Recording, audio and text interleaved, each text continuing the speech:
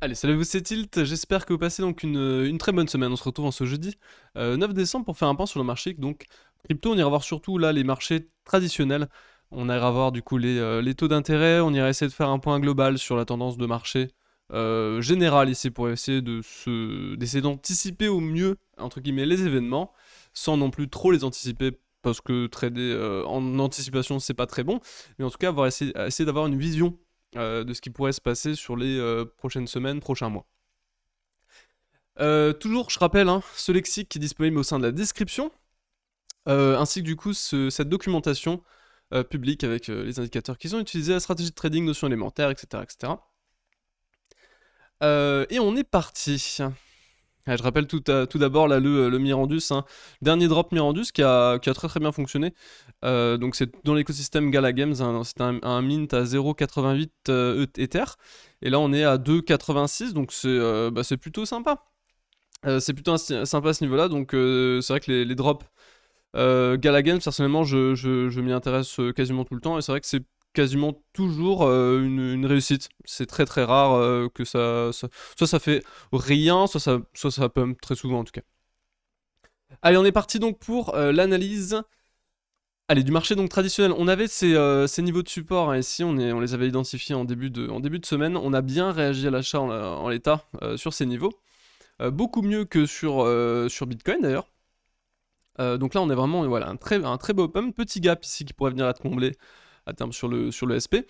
Mais sinon, voilà, on a quand même des très beaux niveaux qui ont réagi. Idem sur le pétrole. Hein. Pétrole, Nasdaq et SP500, ça a réagi globalement partout sur les supports. Donc c'est une première bonne nouvelle. Maintenant, on va voir si effectivement ils vont le prochain creux, est-ce qu'il sera ascendant ou non. C'est la question. Pour l'instant, c'est bon signe. C'est bon signe pour une reprise potentielle. Hein. Et les taux ici à 10 ans qui voilà, se situent globalement entre guillemets bien. On est ici au-dessus du pivot annuel. Donc ça c'est une bonne nouvelle. Ce qu'il faut vraiment surveiller au niveau des taux à 10 ans, c'est cette ligne hein, ici. Donc toute cette zone finalement de support, on va dire entre support ici, qui pourrait nous donner une sorte de double top hein, de continuation étant donné que la tendance reste baissière. Et le pivot du coup annuel, voilà, si on perd cette zone globalement, ça risque d'être un massacre hein, sur les marchés. Parce que du coup, voilà, les taux à 10 ans, c'est quoi c'est des gens qui parient sur l'avenir. Hein. Donc globalement, ici, on voit que depuis le bottom Covid, finalement, les gens recroient en un avenir possible sur les marchés. Donc on verra du coup ce qui sera très intéressant, c'est cette cassure ici des 1,70 hein, ici, pour cent qui sera du coup soit cassé à la hausse soit à la baisse. Pour l'instant, c'est un range. Il faut vraiment identifier la sortie de cette zone qui sera déterminante. Hein. Le gold, il se passe pas grand chose, toujours en range hein, ici sur ces niveaux de pivot annuel. Le silver ici qui perd légèrement son pivot annuel, mais on n'est pas vraiment, il n'est pas franchement encore breaké. Il faut perdre ce niveau ici des 21,5 pour vraiment ici activer une pattern plutôt baissière, hein, une cassure de range ici à la baisse. Et on voit vraiment que voilà, les assets entre guillemets à risque, eux se situent au-dessus de leur pivot annuel, alors que là on est plutôt en dessous, voire au milieu. Donc on voit quand même que on a l'air de croire effectivement en l'avenir. Et ici donc ça c'est la rotation finalement du court terme vers le long terme. Hein. Donc c'est quoi? C'est le US 3 donc 3 ans contre le 10 ans. On le voit par exemple ici, hein, on avait une sorte de triple top, double top on va dire, un double top ici qui a été breaké, donc c'était en février 2020. On voit ici retour vers du court terme, hein, les gens qui se désintéressent du long terme. Donc là, on a eu le crash Covid finalement, hein, qui a fait que les gens se sont repassés vers du long terme plutôt que du court terme. Alors effectivement, le 10 ans a été vendu parce que c'est négatif, mais le 3 ans a été plus vendu. Et on voit ici un retour du coup du 3 ans contre le 10 ans. Donc pour l'instant, on reste encore dans quelque chose qui a l'air haussier. Hein. Les gens à court terme sont plutôt entre guillemets là orientés à court terme. Donc c'est pas vraiment un problème. On n'a pas encore de structure ici qui pourrait indiquer un renversement de tendance vers du long terme, donc vers du refuge en fait. Hein. Donc pour l'instant, écoutez, pour la tendance de fond, ça a l'air d'être ok.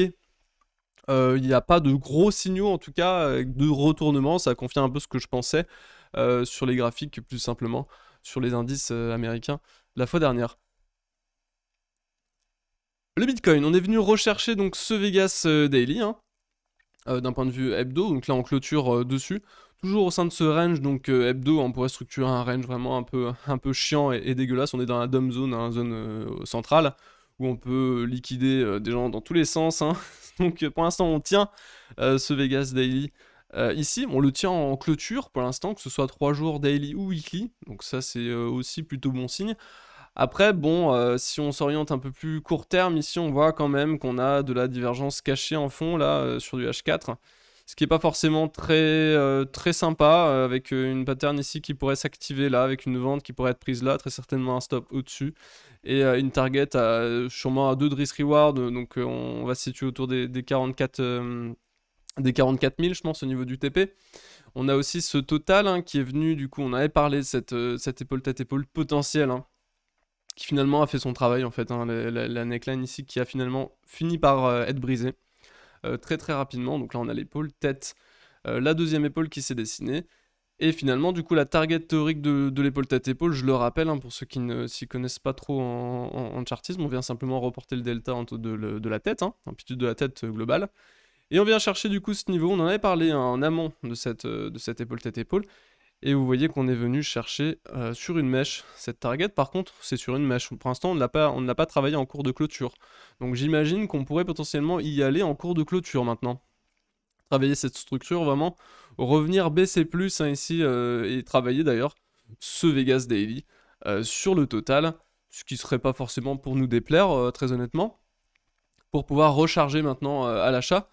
Et voilà, et maintenant il nous manque un setup hein, qu'on ira très certainement chercher en H4 si on fait ça sur le total, du coup on risque d'aller maintenant plus bas et d'activer potentiellement là à l'idéal une pattern divergente avec un cycle vendeur ici qui serait inférieur en termes de proportion à ce qu'on a pu avoir ici sur le dip du 4 décembre. Donc c'est vraiment ce qu'on veut voir hein, ici pour venir chercher, pour moi en tout cas, un achat. Sur ces niveaux, c'est vraiment ce que je veux voir. On va en plus s'orienter autour des 0,78 linéaires de toute la vague précédente. Donc vraiment, c'est un très gros niveau ici, les 44 000, que j'aimerais bien voir targeter. Très honnêtement, pour pouvoir là repasser à l'achat, j'ai toujours pas remis le cash que j'avais sorti précédemment, hein. Il est toujours sur le côté en attente de setup. Pour l'instant, il n'y a pas de setup H4, donc honnêtement, s'il n'y a pas de setup H4, je m'aventure pas dans des achats prématurés ici. Pour l'instant, sur la semaine, vous voyez, on est vraiment sur un range, un vulgaire range, hein. On l'a démarré en dessous, borne basse, hein, on vient au-dessus, et là, on squeeze dans cette zone. On risque, je pense, de le casser à la baisse d'ailleurs assez vite, de par le setup H4 de continuation qui est en train d'être fait, et le travail du support, ici on reste sous pivot hebdo. Donc à court terme, c'est pas très bon, je pense. Est-ce que l'Ether va tenir? Oui, il peut tenir, hein, il peut tenir. On est quand même encore ici sur l'Ether, on est sous le pivot mensuel, hein, c'est assez dommageable. Mais on est quand même bien hein, d'un point de vue force relative. On a un momentum aussi qui est beaucoup plus haussier que par contre que sur le Bitcoin. De toute façon, on le voit ici hein, sur l'Ether Bitcoin qui reste sur des niveaux qui sont très intéressants. Donc je pense toujours que quand on aura une reprise, quand on aura trouvé un bottom, on peut revenir pullback ça hein, si Bitcoin chute, je pense. Mais je pense que voilà, dès qu'on aura trouvé un bottom, dès que je repasserai à l'achat, de toute façon je le notifierai en vidéo ou sur Twitter ou dès que je repasse à l'achat, je le notifie tout de suite. Hein. Parce que j'indique simplement ce que je fais par pure transparence en fait. Et voilà. Et on a du coup ici les 40 de dominance qui sont travaillés, donc c'est très bien. On a une structure pour l'instant qui est descendante. On vient travailler à un niveau ici qui est marqué à 3 reprises. Donc pareil, hein, tout ça rentre en faveur d'une reprise des altcoins dans les semaines à venir, en tout cas si le scénario se passe comme prévu. Allez écoutez, les 9 minutes sont passées, je vous laisse passer une excellente semaine, et à plus, salut c'était Tilt, bye bye.